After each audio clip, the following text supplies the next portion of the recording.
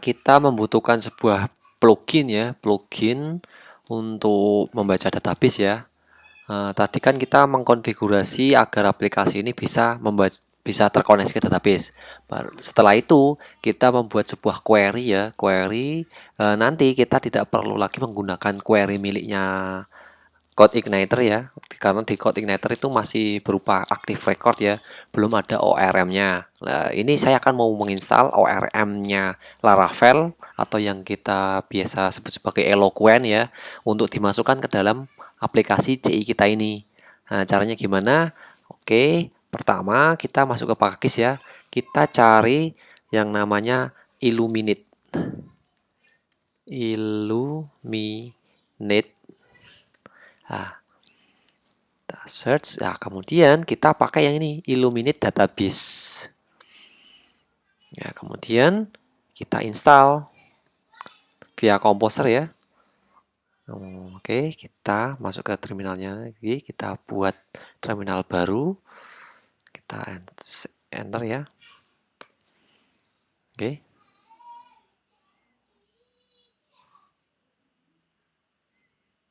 Nah, oke, berhasil ya. Ketika kita berhasil menginstal kayak gini, otomatis nanti di Composer kita akan berubah. Nah, ini kan ada baru kan Illuminate Database. Ya. Kemudian setelah kita berhasil menginstal Illuminate Database ini, langkah selanjutnya kita akan mengkonfigurasi Eloquent-nya. Nah, ini sudah ada tutorialnya di sini. Usage instruction ya. Nah, ini kita copy aja, use encapsulate ini. Ini kita paste di config ya, dan terus database. Kita pasang di sini. Di atasnya .env ya. Kemudian ini kita copy. Kita copy pastekan di sini di bawahnya sendiri. Setelah config default ini ya. DB default. Nah, ini kita sesuaikan juga sesuai dengan env-nya. Env database-nya itu tadi apa? DB gitu ya. Kemudian username-nya env db user name. Buat password-nya env db password. Oke. Udah. Oh ya, ini DB collect-nya ini biasanya saya ganti sih. Atau udah usah, tidak apa. Oke, gini aja. Biar default aja Unicode, tidak apa-apa. Ini juga Unicode ya, samakan aja, tidak apa-apa. Tidak apa-apa ini. Harusnya UTF MB8 ini. MB64. Ini sesuai dengan database kita ya. Tadi kita pakainya database UTF MB4. UTF MB4 kita samakan aja lah, tidak apa-apa. UTF MB4. UTF 8 MB4. Ya kan, bener. Oh, bawahnya juga UTF MB4.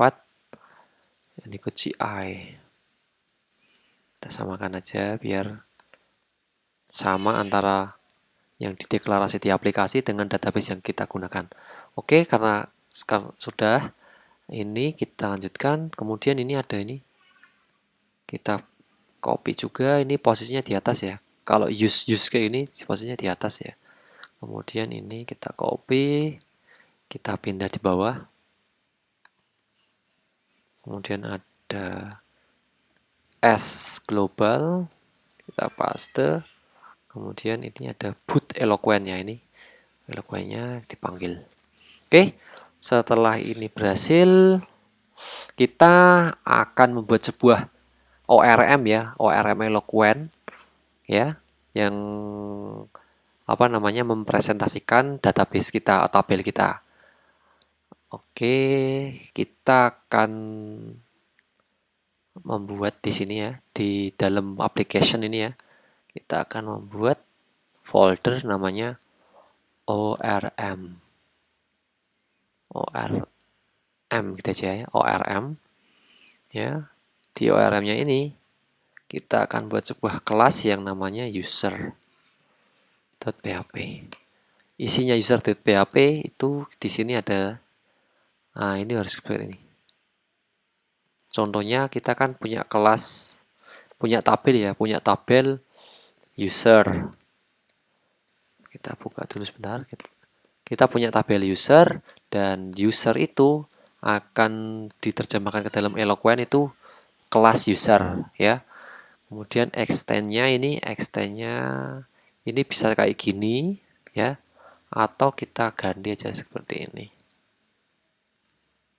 Use seperti biasa. Use-nya kayak ini tadi ya. Kok ternyata tidak ada. Ini use, ini model seperti ini. Nah, kemudian kelas usernya ini, ya ini kita kasih protected ya, protected table. Nah, nama tabelnya apa? Nama tabelnya adalah user. Seperti ini. Jadi satu kelas ini, kelas user ini mempresentasikan tabel user ini, ya, di dalam aplikasi, di dalam DB app block ini, ya, tabelnya user. Oke, kemudian kita coba ya panggil ya. Kita akan coba panggil di sininya. New, apa kok new? Bukan new. User sama dengan oh ini belum ini. Ini kita perlu membuat sebuah namespace di sininya. Kita kasih namespace, namespace-nya kita kasih nama ORM. Ini ya. Kita kasih nama ORM. Nah, biar ini bisa dipanggil di sini. Oke. Kemudian biar ORM-nya ini bisa ke autoload ya. Di autoload ya semua aplikasi di dalam semua kelas yang ada di satu aplikasi ini ya. Ini biasanya kita harus mengubah di composer JSON-nya ini ya. Kita nambahkan tambahan baris autoload di sininya. Ya. Autoload-nya itu seperti ini. Autoload ya. Kemudian di dua isinya sebuah JSON kayak gini. Dalamnya kita pakai PSR4 ya. PSR4. Kemudian nah ini kita kasih nama ORM. Kemudian ORM-nya ORM kayak gini ya, ORM. Nah ini sudah kayaknya sudah ada ini. ORM udah ada. ORM kemudian diisi posisinya di mana? Posisinya ada di application. Terus ORM seperti ini. Nah, ini akan memberitahu ya ada sebuah namespace ORM yang akan bisa dipakai di semua kelas yang ada di satu aplikasi ini. Nah, ORM ini posisinya ada di sini. Mana di mana? Di sini.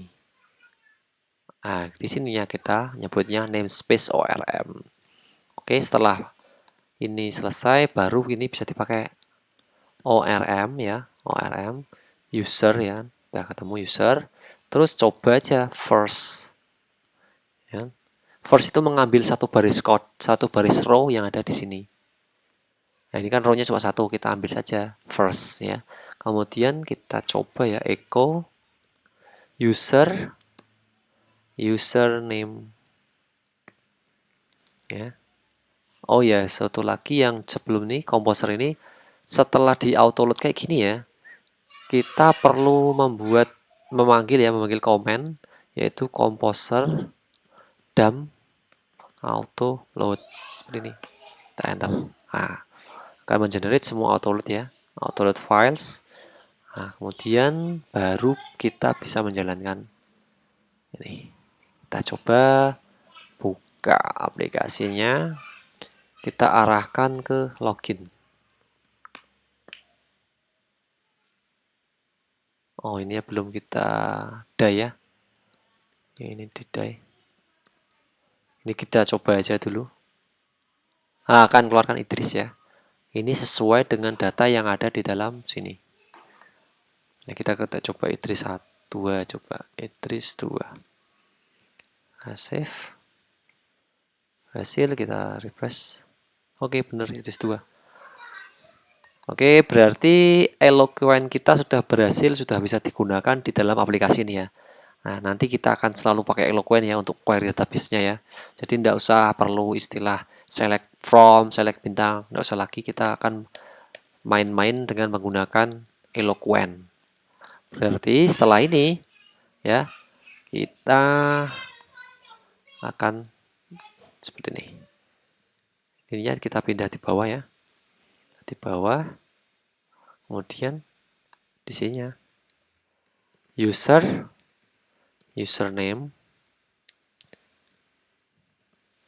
password, password. Nah, seperti ini. Nah, kita coba Idris 1, 2, 3 sign in. Oke, berhasil ya. Kemudian yang satunya Idris 1, 2, 2. Berhasil ya. Berhasil, kita telah menggunakan yang namanya Eloquent ORM miliknya Laravel di dalam CI. Tadi setelah kita pertama-tama ya, kita menggunakan migrasi. Kemudian setelah migrasi untuk membuat database, kita bisa menggunakan isi dari database itu dengan menggunakan ORM. ORM-nya ini kita menggunakan Eloquent.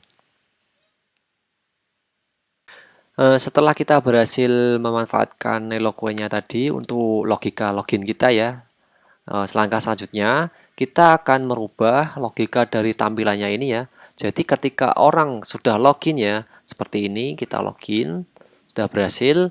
Nah, ketika orang mau back ya, mau kembali lagi ke halaman loginnya, dia tidak boleh karena tidak boleh login 2 kali. Login sudah 1 kali aja. Kalau masih login, ketika balik ke halaman login ini, dia akan dikembalikan ke halaman dashboard. Oke. Untuk penanganan seperti itu kita akan menggunakan teknologi dari PHP yaitu menggunakan session ya. Sedangkan di CI untuk session sudah diatur ya, kita tinggal pakai saja. Cara penggunaannya kita harus mengaktifkan library-nya dulu ya. Ini di autoload ya, config autoload.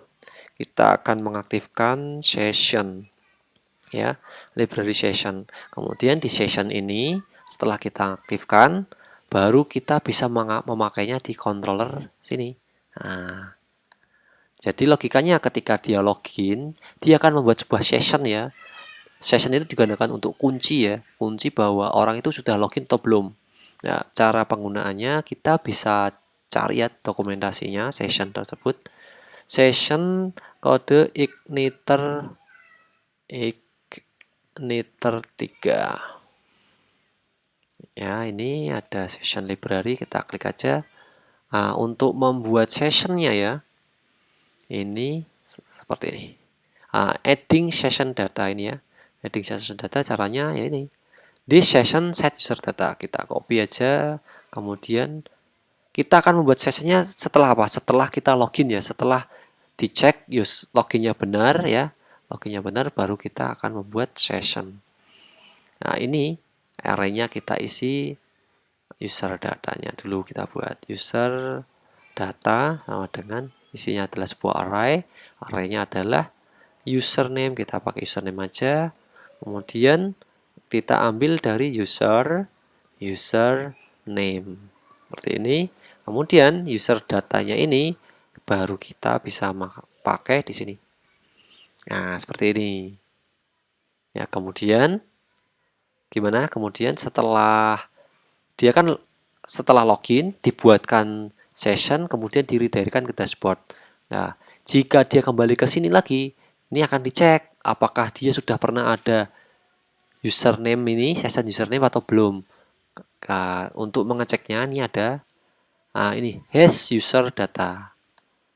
This session has user data. Kita copy aja, berarti logikanya seperti ini. If this has user data, user datanya apa? Username. Ya kan? Ini kan username. username ya, maka apa? Maka akan dimasukkan. Ini kok tiba-tiba seperti ini ya. Seperti ini. Jika dia memiliki user data, maka dia akan langsung di redirectkan ke sini.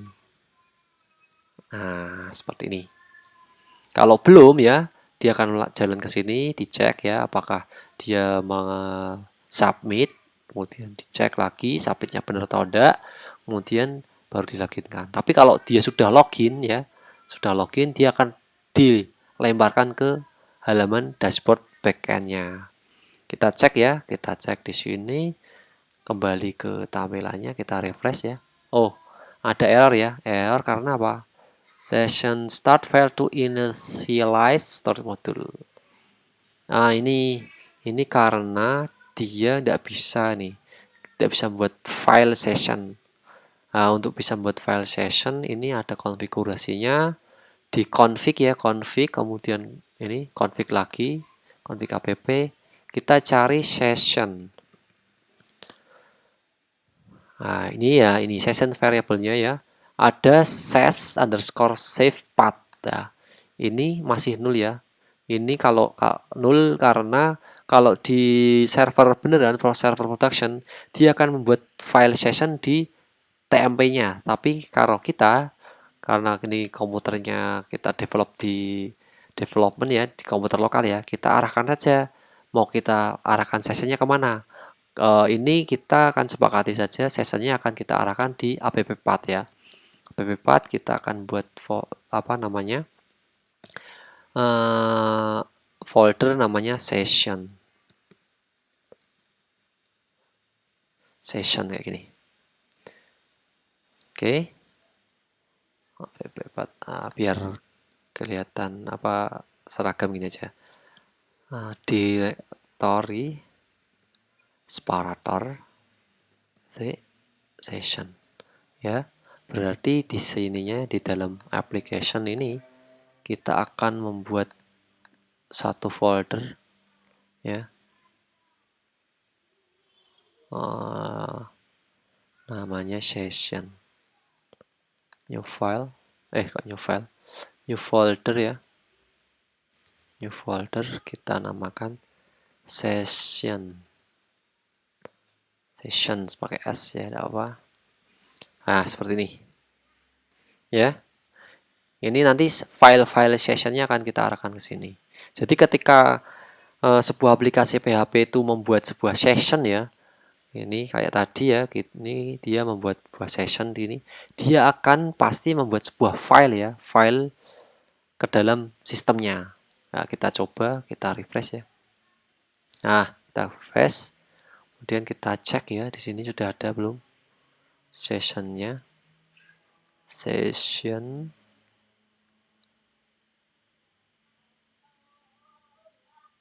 Akan keluarkan CI session. Ini last generate. Ini yang saya maksud, dia membuat file ini, file untuk sessionnya. Kemudian kita cek ya sekarang Idris ya. Kemudian kasih aja login yang benar atau loginnya salah dulu sebentar. Login salah. Kemudian kasih login yang benar. Idris 1 2 3. Udah benar ya. Kemudian saya coba lagi kembali. Dokumen expired ya. Akan dikembalikan kan. Jadi dia tidak akan bisa kembali lagi. Kalau saya akses login, ya saya akan dikembalikan ke halaman dashboard seperti itu. Setelah kita memproteksi halaman loginnya, tinggal kita sekarang akan memproteksi halaman dashboardnya ini. Jadi kalau tadi kan jika sudah login, kita tidak bisa login lagi. Sedangkan ini kebalikannya, jika belum login, dia tidak bisa mengakses halaman dashboard ini, harus login dulu. Untuk itu kita akan merubah ya, merubah di dashboardnya sini. Kita di sini biar paling mudahnya, cara paling mudahnya kita akan membuat sebuah kelas ya, kelas baru yang akan di-extend sama dashboardnya ini. Untuk kelas baru, ini di CI sudah diatur ya. Jika kita ingin menambahkan sebuah kelas baru yang akan di-extend oleh beberapa controller, kita akan memakai kelas my controller ya. Coba ini kita cek di dokumentasinya, kita akan lihat di sini. Nah, creating core system class. Ya, ini di config-nya ya. Config itu kalau kita lihat di sininya subclass prefix, subclass. Nah, subclass prefix-nya itu harus ada dinamakan my ya. Ya, berarti ini kita pakainya itu di core sini. Jadi di dalam application ini ada folder yang namanya folder core ya. Di sini kita akan membuat sebuah kelas baru ya, namanya my controller. Nah, my control inilah nanti yang akan dipakai oleh admin di sini. Ya, isi dari my controller ini seperti ini aja. Kita buat PHP, kemudian kelas my controller, samakan ya dengan tentunya ya, karena PSR4. Kemudian extend-nya, extends ini GI controller, ya. Kemudian di dalamnya ya, ini untuk mengextend kita harus memakai konstruk ini. Ini adalah sebuah konstruktor ya.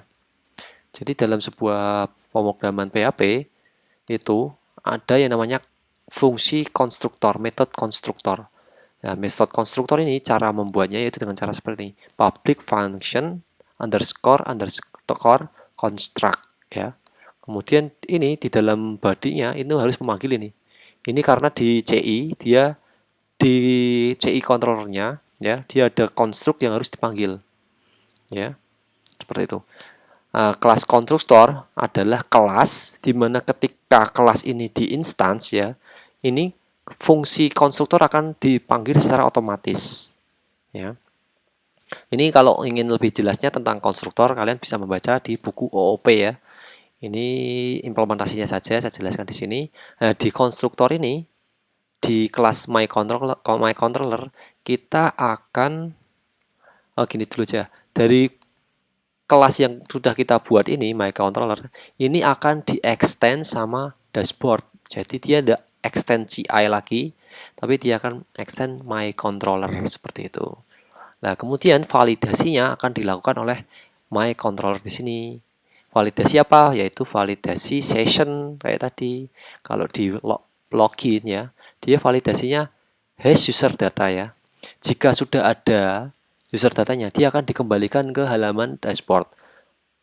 Kebalikannya ya, kalau di dashboard, jika dia belum login ya, belum punya user data ini, user data username, dia akan dikembalikan ke login. Seperti itu. Berarti ini di sini kita paste saja.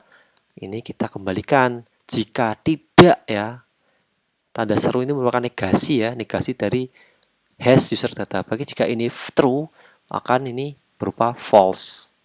Ya, dia akan dikembalikan kemana? Dikembalikan ke login. Nah, seperti itu. Ya, kita cek ya. Sekarang kita cek di tampilannya ini. Kita refresh ya. Ini karena sudah login ya. Nah, kemudian agar bisa menghapus ini, kita akan mau ngecek bahwa dia sudah belum punya username, user data username atau tidak. Nah, kita harus mempunyai mekanisme penghapusan data dulu. Penghapusannya kita taruh di login aja sini ya.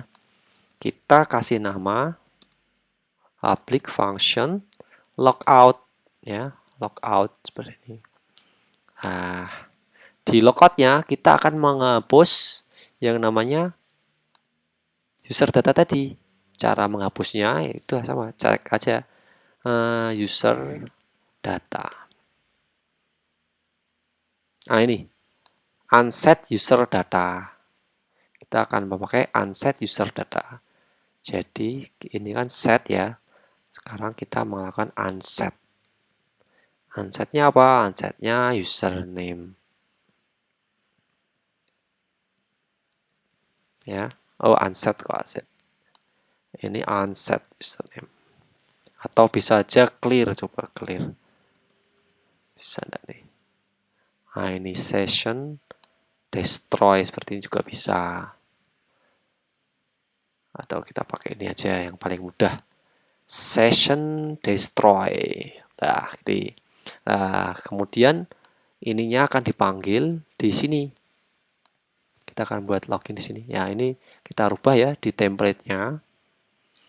Template-nya kita buka lagi, template, kemudian kita akan cari yang namanya sign out. Ctrl F, sign out. Nah, ini ya. Kita ganti site URL ya. Kemudian kita pastikan login logout. Nah, login logout. Seperti itu. Atau kita ganti aja sebab ini dulu ya, ini dulu kita refresh. Nah, kemudian kita logout coba. Nah, logout berhasil ya. Ini ada yang kurang di logoutnya. Habis logout kita akan meredirect ya, meredirect ke mana? Ke halaman login. Login. Dah, kita refresh. Dah login, ya kan? Kalau kita kembali ke tadi ya, tidak akan bisa. Nah, ya kan? Kalau kita ngakses di sini, backend, dashboard ya, benar? Tidak akan bisa karena sudah diproteksi di sininya. Nah, jika dia belum login, dia akan dikembalikan ke login. Mekanisme seperti itu. Kita coba lagi ya, kita login Idris 123. Ya kan, bisa berhasil. Kalau saya akses login di sini ya, dia akan tidak bisa, akan di-redirect ke sini. Kemudian ini untuk logout ya. Ini logoutnya login logout. Nah, berhasil ya. Kita sudah membuat login logoutnya. Kemudian yang tadi biar ininya lebih bagus ya, yang tadi linknya di sini yang tadi ya, linknya login logout kita ganti logout aja ya, logout. Nah, tapi kita kan tidak punya controller logout ini. Nah, kita akan mengaliaskannya di sini, config, kemudian routes ya, pilih routes. Nah, ini fungsinya routes gini. Di routes kita akan merubah routes.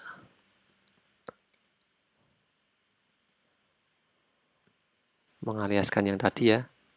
Routes-nya apa? Routes logout ya. Logout kita arahkan kemana? Kita arahkan ke login logout. Nah, seperti ini. Kita cek ya. Kita admin, kita login. Nah, Idris ya. Salah, maaf. Login. Ini masih login. Ini untuk melihat perbedaannya aja. Kita komentar dulu, kita set. Dia tidak ada karena tidak ada controller bernama logout. Nah, untuk itu kita akan mengaktifkan ini, membuat ini route logout, kita arahkan ke login logout. Kita refresh coba biar benar. Kemudian kita coba logout. Oke, benar ya. Oke, selesai untuk masalah loginnya. Mungkin sampai ini dulu tutorial pembuatan loginnya. Kita akan lanjutkan di video selanjutnya. Mohon maaf kalau ada kesalahan dalam penyampaian materi. Sampai jumpa nanti di video selanjutnya. Saya mohon maaf. Saya akhiri. Wassalamualaikum warahmatullahi wabarakatuh.